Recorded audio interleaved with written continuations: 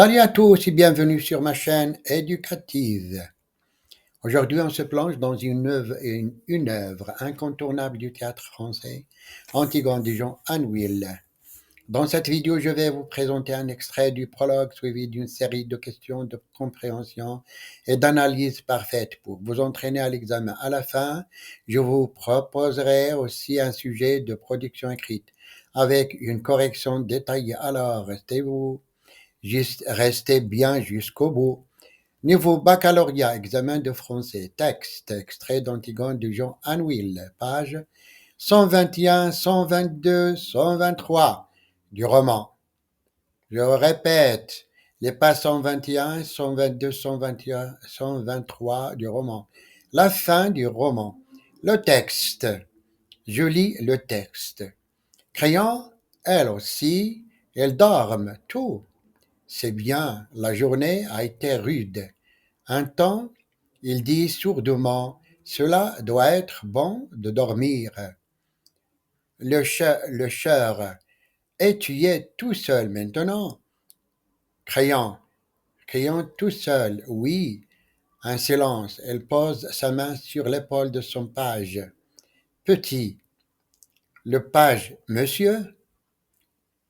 Crayon, je vais te dire à toi. Elles ne savent pas. Les autres, on est là, devant l'œuvre. On ne peut pourtant pas se croiser les bras. Ils disent que c'est une sale besogne. Mais si on ne la fait pas, qui la fera? Le page, je ne sais pas, monsieur. Crayon, bien sûr, tu ne sais pas. Tu en as de la chance. Ce qu'il faudrait, c'est ne jamais savoir. Il te tarde d'être grand, toi. Le page, oh oui, monsieur. Crayon, tu es fou, petit. Il faudrait ne jamais devenir grand. L'heure sonne au loin. Il murmure 5 heures. C'est ce qu'on nous avons aujourd'hui à 5 heures. Le page conseille Monsieur Crayon. Eh bien, si nous avons conseil, petit, nous allons y aller. Ils sortent, Crayon s'appuyant sur le page. Le cher s'avance. Et voilà, sont la petite Antigone. C'est vrai, ils auraient tout été bien tranquilles. Mais maintenant, c'est fini. Ils sont tout de même tranquilles. Tous ceux qui avaient à mourir sont morts. Ceux qui croyaient une chose, et puis ceux qui croyaient le contraire. Même ceux qui ne croyaient rien et qui se sont trouvés pris dans l'histoire, sans y rien comprendre. Morts pareil. Tout bien raide, bien inutile, bien pourri, et ceux qui vivent encore vont commencer tout doucement à les oublier et à confondre leurs noms. C'est fini, Antigone est calmée.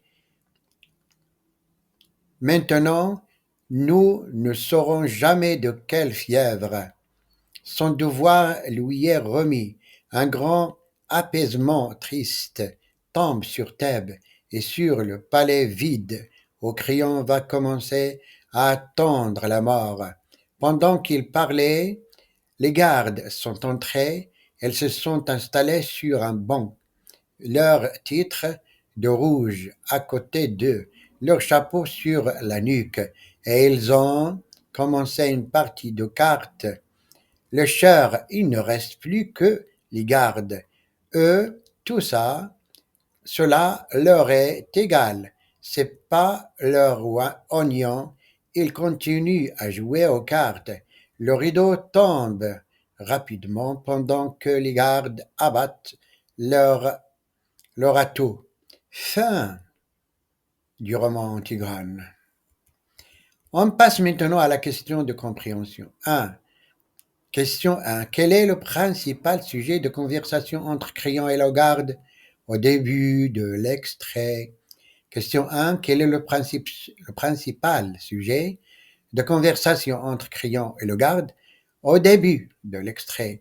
La réponse, le sujet principal est la découverte du cadavre de Polynice malgré la surveillance des gardes. Question 2. Comment Antigone décrit-elle son père Oedipe? Question 2. Comment Antigone décrit-elle son père Oedipe? La réponse. Antigone décrit son père comme quelqu'un qui a trouvé une certaine beauté ou paix après avoir accepté les conséquences de ses actes.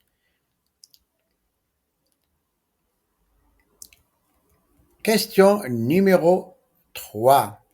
Que propose Antigone aux gardes et pourquoi?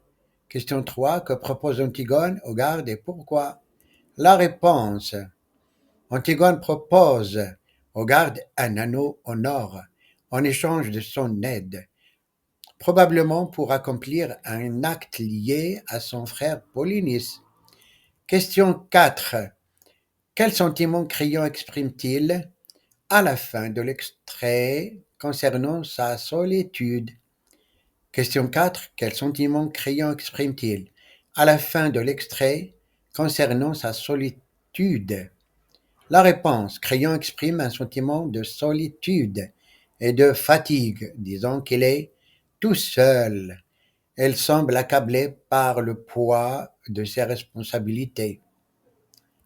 Question 5. Quelle est la dernière pensée exprimée par Crayon avant que le rideau ne tombe? Question 5. Quelle est la dernière pensée exprimée par Crayon avant que le rideau ne tombe? La réponse. Crayon dit, avec une immense fatigue, cela doit être bon de ne plus bouger, soulignant son épuisement et son désir de repos. Question d'analyse et de langue. Première question. Analysez le niveau de langue utilisé par le garde. Quel est son effet sur la perception du personnage? Question 1. Analysez le niveau de langue utilisé par le garde. Quel est son effet sur la perception du personnage? La réponse. Le garde utilise un niveau de langue familier, voire populaire, avec des expressions simples et un vocabulaire peu recherché. Eh bien, voilà, chef, cela crée un effet de réalisme et rend le personnage accessible, soulignant son statut social inférieur et son manque d'instruction. La question 2. Identifier et analyser une figure de style présente dans la réplique d'Antigone.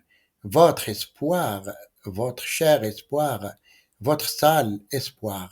Quel est l'effet produit?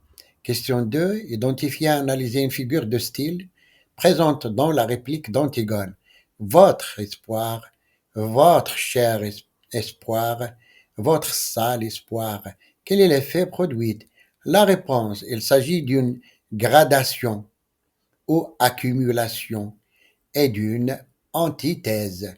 L'accumulation renforce le mépris d'Antigone pour l'espoir, tandis que l'antithèse, cher espoir sale, espoir, souligne la corruption de cet espoir. Aux yeux d'Antigone, l'effet produit est un rejet violent et passionné de tout compromis. La question 3. Comment la didascalie, elle murmure avec un pauvre rectus, relève-t-elle l'état émotionnel d'Antigone? Question 3. Comment la didascalie, elle murmure avec un pauvre rectus, relève-t-elle l'état émotionnel d'Antigone? La réponse, la didascalie indique qu'Antigone est à la fois désespérée et sarcastique.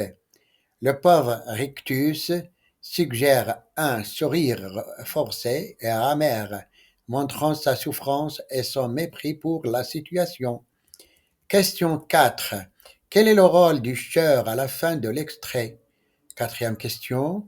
Quel est le rôle du chœur à la fin de l'extrait? La réponse. Le chœur souligne la solitude de Crayon, mettant en évidence les conséquences de ses choix et de son isolement en tant que dirigeant. La question 5. Analysez l'emploi du mot cuisine par Antigone. Quelle est sa connotation et quel sens prend-il dans son discours? Question 5. Analysez l'emploi du mot cuisine par Antigone. Quelle est sa connotation et quel sens prend-il dans son discours? La réponse, le mot cuisine, a une connotation péjorative. Antigone Antigone l'utilise pour dénigrer le monde de Créon, qu'elle perçoit comme pragmatique, terre à terre et dépourvu d'idéal. Elle oppose ainsi sa propre pureté et intransigeance à la compromission et à la banalité du pouvoir. Question 6. Relevez dans le texte un exemple de phrase interrogative et expliquez son effet. Question 6. Relevez dans le texte un exemple de phrase interrogative et expliquez son effet. La réponse. De quoi as-tu peur? Cette question de Crayon au garde créée par une tension crée une tension immédiate et révèle la nervosité et l'impatience du roi face à une situation potentiellement problématique. Question 7. Identifiez le registre de langue dominant dans les propos de Crayon à la fin de l'extrait. Justifiez votre réponse. Question 7. Identifiez le registre de langue dominant dans les propos de Crayon à la fin de l'extrait. Justifiez votre réponse. La réponse, le registre de langue est plutôt courant, voire légèrement soutenu par moment. On est là, devant l'ouvrage, cela traduit la fatigue et la gravité de Crayon qui s'expriment de manière plus réfléchie et moins autoritaire qu'auparavant. Question 8. Expliquez comment le champ lexical de la fatalité et du destin est présent dans le discours d'Antigone. Question 8. Expliquez comment le champ lexical de la fatalité et du destin est présent dans le discours d'Antigone. La réponse. Le champ lexical de la fatalité est présent à travers ces expressions comme il avait tué son père, c'était bien avec sa mère, il avait couché, qu'il avait couché, et rien, plus rien, ne pouvait le sauver. Ces références au destin tragique d'Oedipe soulignent la conviction d'Antigone que certains destins sont inévitables et que la rébellion est une réponse nécessaire à cette fatalité. Question 9. Comment la dernière réplique de Crayon, cela doit être bon, de ne plus bouger, peut-elle être interprétée dans le contexte de la prière, de la pièce? Question 9. Comment la dernière réplique de Crayon, cela doit être bon, de ne plus bouger, peut-elle être interprétée dans le contexte de la pièce? La réponse. Cette réplique peut être interprétée comme un aveu de lassitude et de désespoir. Crayon, accablé par les événements et rongé par la culpabilité, exprime son désir d'échapper à ses responsabilités et au fardeau du pouvoir. Cela révèle une profonde crise existentielle. Question 10. Question 10. À quel type de texte appartient cet extrait? Justifiez votre réponse. Question 10. À quel type de texte appartient cet extrait? Justifiez votre réponse. La réponse. Cet extrait appartient au genre théâtral.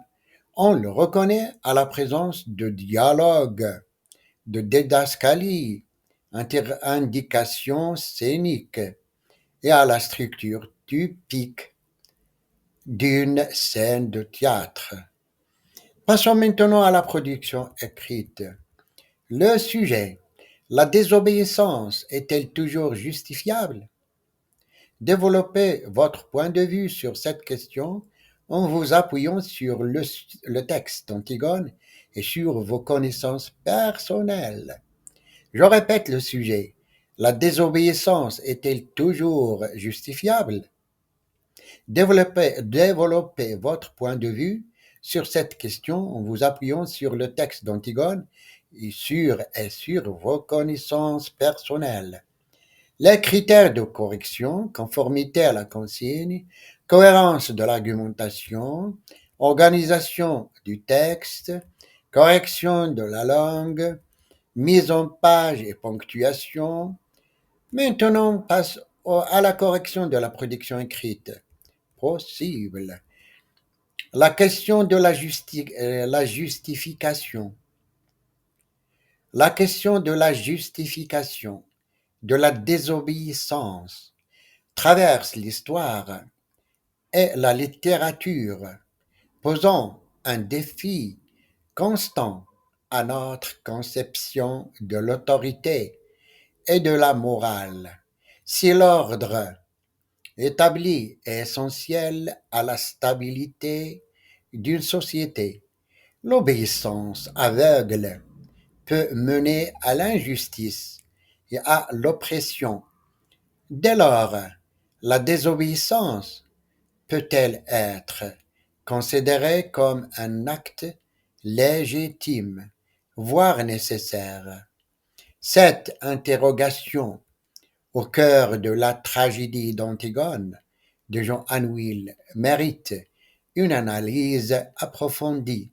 Dans Antigone, l'héroïne défie l'édit de Créon interdisant d'enterrer son frère Polynice, mort en combattant sa propre cité.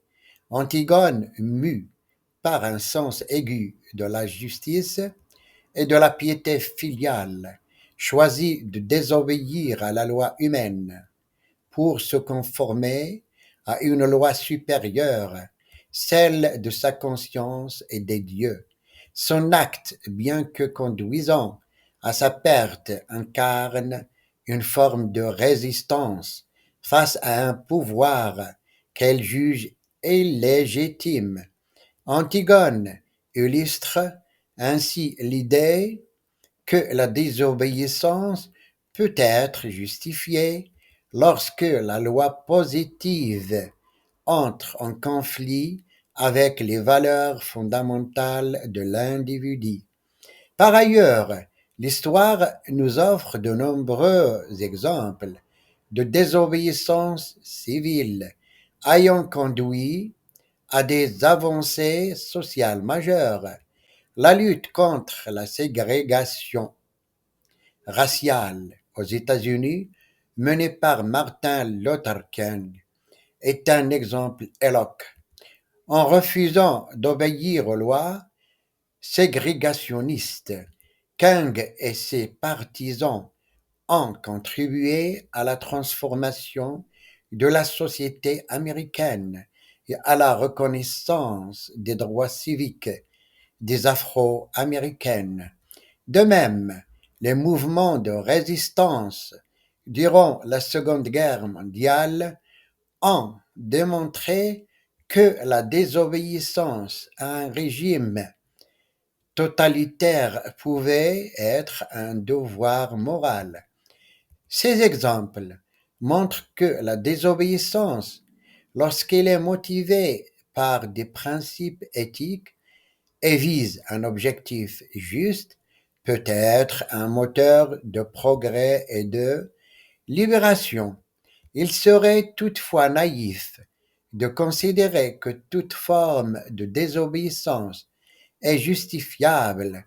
La désobéissance doit être distinguée de la rébellion purement égoïste ou destructrice. Une société ne peut fonctionner si chacun se permet de transgresser les règles à sa guise. C'est pourquoi la désobéissance civile doit être un acte réfléchi, non violent et assumé visant à interpeller la conscience collective et à provoquer un débat public. Elle doit également respecter certaines limites comme le principe de proportionnalité et le souci de ne pas causer de dommages disproportionnés. En conclusion, la désobéissance n'est pas toujours justifiable, mais elle peut l'être dans certaines circonstances exceptionnelles, lorsque la loi devient source d'injustice ou d'oppression. La désobéissance guidée par des valeurs morales est un souci du bien commun, peut se révéler un acte de courage et de responsabilité. Antigone, en choisissant de mourir plutôt que de renoncer à ses convictions, nous rappelle que l'obéissance n'est pas la seule voie possible et que la conscience individuelle peut être un guide précieux dans les moments de crise. Toutefois, il est essentiel de faire preuve de discernement et de mesurer les conséquences de ces actes, car la désobéissance est une arme à double tranche, capable de construire comme de détruire. C'est fini. J'espère que cette vidéo vous a aidé à mieux comprendre cet extrait d'Antigone et à vous préparer efficacement pour votre examen. Likez, abonnez-vous et activez la cloche pour ne rien manquer des prochaines vidéos. À très bientôt sur la chaîne éducative.